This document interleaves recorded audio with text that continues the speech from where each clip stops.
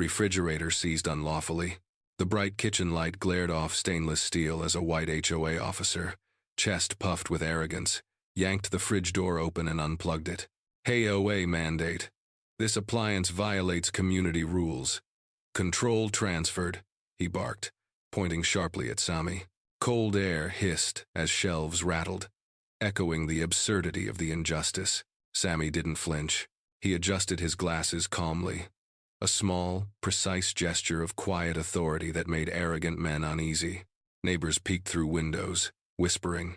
Sami murmured softly, "You've gone too far." The twist was already forming.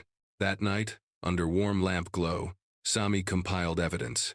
Purchase receipts, property ownership documentation, HOA bylaws, and even photos of the officer boasting about controlling residents' appliances. Every page sharpened his plan.